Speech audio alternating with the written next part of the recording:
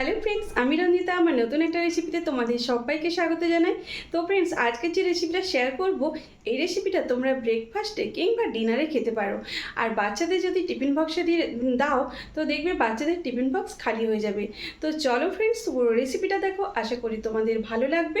আর ভালো লাগলে অবশ্যই কিন্তু লাইক করবে, শেয়ার করবে, আর আমার চ্যানেলটাকে সাবস্ক্রাইব করে পাশে থাকবে। তো চলো এখন রেসিপিটা শুরু করা যাক। তো দেখো, রেসিপিটা বানানোর জন্য এখানে আমি নিয়েছি 1 হাতা আটা। তো এখানে আমি আর 1 হাতা আটা নিয়ে নেব। তো 2 হাতা আটা এখানে নিয়ে নিলাম। এটা কিন্তু আটা দিয়ে করলে ভালো হয়, তোমরা চাইলে ময়দা দিয়েও করতে পারো। তো এবারে আটার মধ্যে আমি দিয়ে দেব হাফ চামচ মতো লবণ। তো লবণটা একটুখানি মাখিয়ে নিতে হবে আটার মধ্যে। তো এইভাবে একটু মেখে নিতে হবে। তো এবারে আমি আটাটাকে অল্প অল্প জল দিয়ে একটা ব্যাটার তৈরি করে নেব। তো জলটা কিন্তু একেবারেই দেবে না, হয়তো পাতলা হয়ে যাবে। অল্প অল্প জল দিয়ে কিন্তু মাখাতে হবে।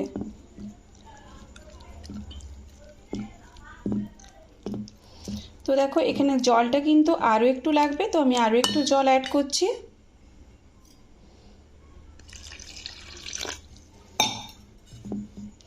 তো চলো, আটাটা একেবারে মাখিয়ে তারপরে তোমাদের আমি দেখাচ্ছি যে কিভাবে মাখানো হলো।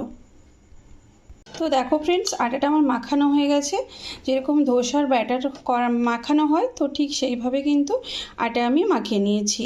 তো দেখো, জাস্ট এইরকমভাবে আটাটাকে মাখাতে হবে।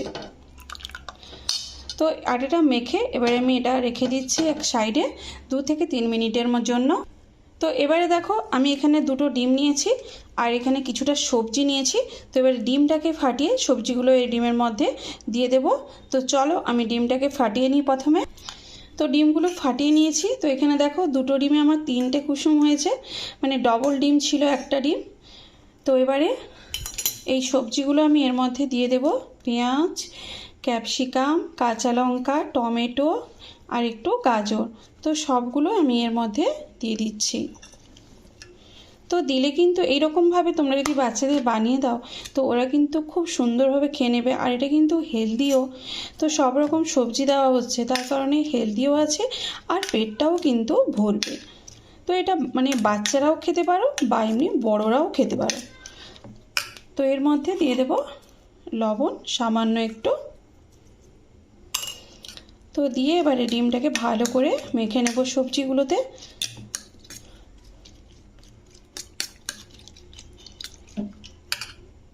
তো ডিমটা কিন্তু ভালো করে আমি মেখে নিয়েছি। এবারে এখানে দেখো, আমি যে আটাটা মেখে রেখেছিলাম, তো এবারে আটাগুলোকে আমি রুটির মতন করে ভাজবো। এখানে আমি ওভেনে কড়াই তাওয়া একটা বসিয়ে দিয়েছি। তো তাওয়াটাকে একটু গরম করে নিতে হবে। তো তাওয়াটা কিন্তু ভালো করে গরম হয়ে গেছে। তো এবারে সামান্য একটু আমি তেল ছড়িয়ে দিলাম। তো তেলটা দিয়ে একটুখানি চারধার মিলিয়ে দিতে হবে, তাওয়ার চারধার।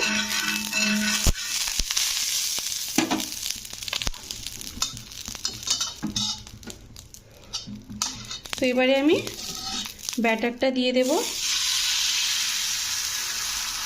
তো ব্যাটার দিয়ে জাস্ট এইভাবে আস্তে করে একটু ঘুরিয়ে নিতে হবে, যেরকম আমরা ধোসা বানাই, তো সেই রকম আস্তে করে ঘুরিয়ে নিতে হবে। তো দেখো, একটা রাউন্ড শেপ মতন হয়ে গেল। তো ফ্রেন্ডস, কেমন লাগলো অবশ্যই কমেন্ট করে জানাবে। তো এবারে আমি ওভেনটা বাড়িয়ে দিলাম। তো ওভেনের ফ্লেমটা একটু কমিয়ে রেখেছিলাম দেওয়ার সময়, তো এবারে বাড়িয়ে রাখলাম আমি। তো ভালো করে কিন্তু রুটিটাকে এপিট ওপিট করে ভেজে নিতে হবে। তো দেখো, আস্তে আস্তে করে শুকনো হয়ে আসছে। তো এবারে এটাকে আস্তে করে তুলতে হবে। তো দেখো, উঠেও আসছে। তো এবারে আমি উল্টে দিচ্ছি। দেখো কি সুন্দরভাবে উল্টে গেল। তো ওপিটটাও কিন্তু এইরকমভাবে ভেজে নিতে হবে। তো রুটিটা কিন্তু ভাজা হয়ে গেছে, আমি তুলে নেব। তো এবারে তাওয়ার মধ্যে আমি আরও একটু তেল দিয়ে দিলাম। তো তেলটাকে একটু তাওয়ার চারধারে মিলিয়ে নিতে হবে। তো এরপরে আমি যে ডিমটাকে মাখিয়ে রেখেছিলাম, তো ওই ডিমটা আমি দিয়ে দিচ্ছি তাওয়ার মধ্যে। তো ডিমটা দিয়ে একটুখানি হালকাভাবে মিলিয়ে নিতে হবে। তো ফ্রেন্ডস, এইরকম কালারিং খাবার দেখলে কিন্তু বাচ্চারা দেখবে আগ্রহীভাবে খেতে চায়। তো জাস্ট ডিমটা একটুখানি ভেজে নিতে হবে।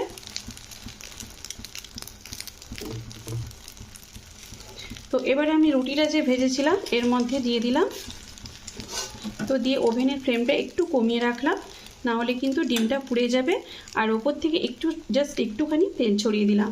তো এটা কিন্তু বেশি তেলের খরচাও হয় না, এমনিতেও বাচ্চাদের কিংবা বড়দের তেলযুক্ত খাবারটা একটু কম খাওয়া দরকার। তো এবারে আমি এটাকে উল্টে দেব। তো এইরকমভাবে চাপ দিলে দেখবে সাইডে যদি কাঁচা থাকে ডিমটা দেখবে বেরিয়ে আসবে, এই সাইড দিয়ে ফেটে বেরিয়ে আসবে। আমার ভেতরে কিন্তু ডিমটা হয়ে গেছে। তো এবারে আরেকটু উল্টে দিয়ে ভেজে নিয়ে এভাবে ফোল্ড করে দিতে হবে। দেখবে বাচ্চারা ভাববে যে এটা মানে কোনো ভেতরে রুটি নেই, কিছু নেই, ভাববে যেন ডিমের ভাজা। তো এইরকমভাবে কিন্তু বাচ্চারা খেয়ে নেবে। তো এটা একটু আমার ফেটে গেল, একটু সাবধানে করলে কিন্তু ফাটবে না। তো এটা আমি একটা প্লেটের মধ্যে নিয়ে নিলাম। তো আমি আরেকটা কিন্তু ভেজে তোমাদের দেখাচ্ছি। তো আমি আবারও সামান্য একটু তেল ছড়িয়ে দিলাম।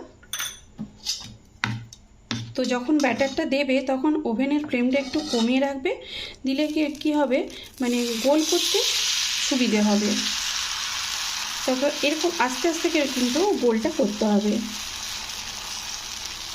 তো দেখো একটু সাবধানে করতে গোলটা কি সুন্দরভাবে হয়ে গেল। তো এবারে কিন্তু ওভেনের ফ্লেমটা বাড়িয়ে দিতে হবে। তো এই রুটিটা কিন্তু ভাজা হয়ে গেছে। তো এটা আমি থালার মধ্যে তুলে নিই। তো আবার একটু তেল দিয়ে দিয়েছি ডিমটা ভাজার জন্য।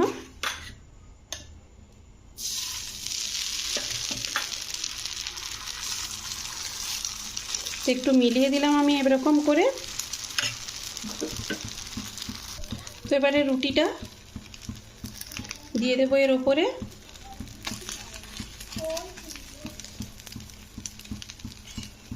তো রুটিটা দিয়ে এইভাবে একটু চাপ দিতে হবে।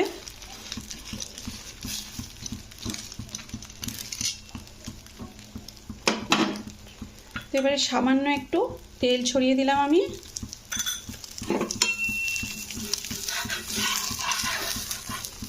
এবারে উল্টে দিতে হবে এবারে। তো দেখো এইবারেরটা কত সুন্দরভাবে হয়েছে।